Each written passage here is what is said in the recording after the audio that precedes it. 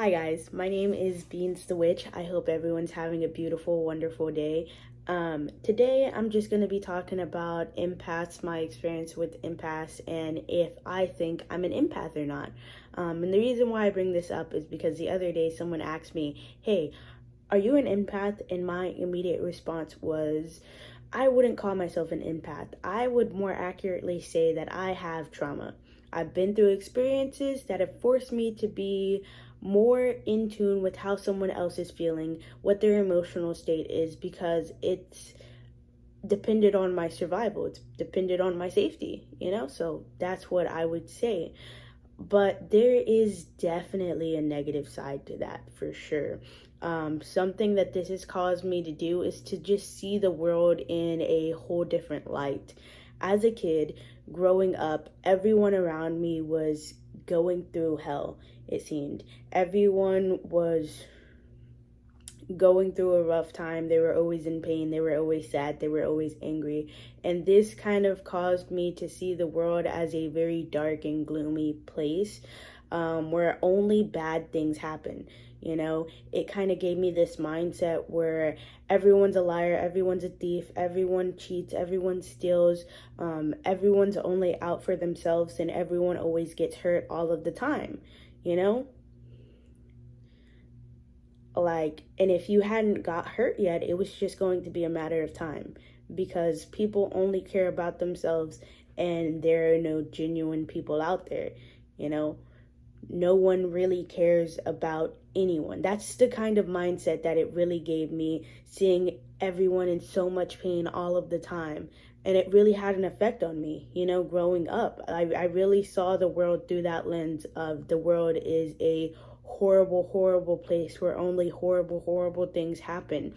And one of the ways that I counteracted that ideology in my teens was to kind of dissociate from the world, because I got tired of feeling like nothing good was ever going to happen and the world was just such a horrible place.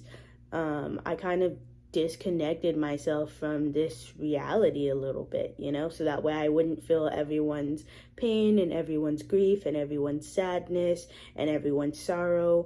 That's what I ended up doing. So now there are times where people can tell me things and I'm like, oh, okay, that sucks, in the most disingenuous way, because I've learned how to dissociate and disconnect myself from other people, which sometimes is a struggle, but honestly, I feel like it's better than consistently always feeling everyone's energy.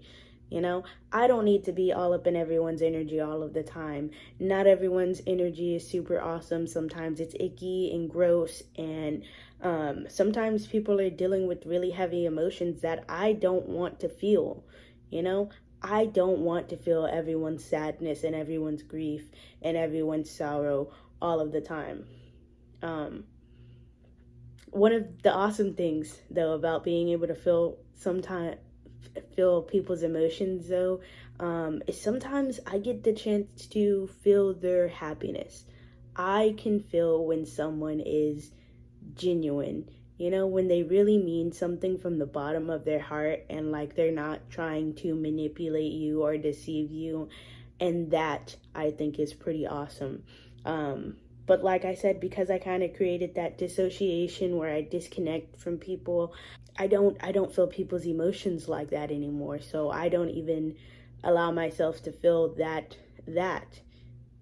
just because I don't want to feel anyone's energy, regardless of if it's genuine or not, if it's happy or sad. I don't want to feel it at all. I am just trying to deal with my own emotions and my own experiences, and that alone is a lot. So I think people put a lot of oh my gosh, I'm an empath. It's so awesome. It's so great. I have all these awesome abilities. It's not all fun and rainbows. It's not all unicorns and sunshines. It's a lot. It can be draining. and I don't like it. You know? And that's just my take on it. Genuinely, my take.